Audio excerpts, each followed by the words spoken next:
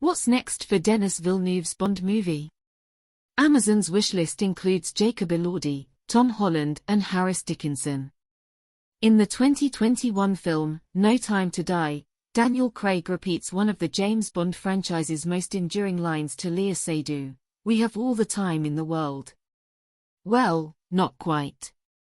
Now that Amazon has tapped Denis Villeneuve as the franchise's next director, the pace is about to accelerate significantly on the 26th outing of James Bond. Even still, Amazon is looking at a 2028 release date for Bond 26.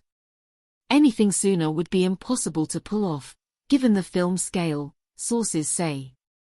French-Canadian Helmer Villeneuve beat out four European directors, Edward Berger, Edgar Wright, Paul King and Jonathan Nolan, for the coveted job.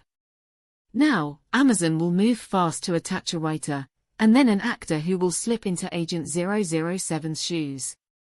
Insiders say that the studio and producers are interested in casting a British actor under the age of 30, with Jacob Elordi, Saltburn, Tom Holland, Spider-Man, and Dickinson, Baby Girl, at the top of the list. Elordi is Australian, but that would not be a deal-breaker as far as Amazon is concerned. Remember Aussie George Lazenby starred in On Her Majesty's Secret Service. While there has been speculation that Aaron Taylor-Johnson or Henry Cavill would be possible heirs to Craig, they are 35 and 42, respectively, and thus unlikely to fit the mandate. So, too, is fan favorite Idris Elba, 52, who has ducked Bond speculation for years. No meetings have happened at this stage. Alfonso Cuarón was an early contender to direct, and Bond producer David Heyman pushed hard to make that happen, given that the two had worked together on the third Harry Potter movie.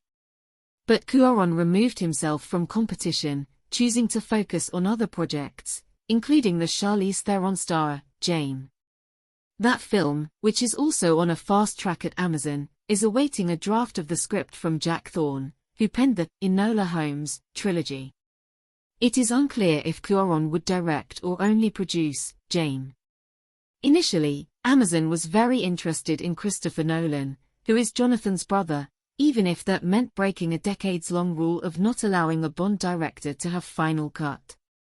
Until now, the Broccoli family held tight control of the franchise's creative direction, and ultimately had final say. But Barbara Broccoli and her half-brother, Michael Wilson, relinquished the reins earlier this year and now have only a financial stake in the property. Either way, Nolan is tied up on his next project, The Odyssey, which stars Holland, for at least a year.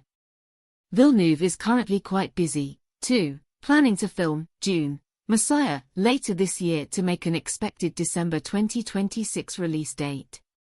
For his part, Villeneuve has a one-off deal on Bond, meaning he is not locked in for a sequel, and does not have final cut.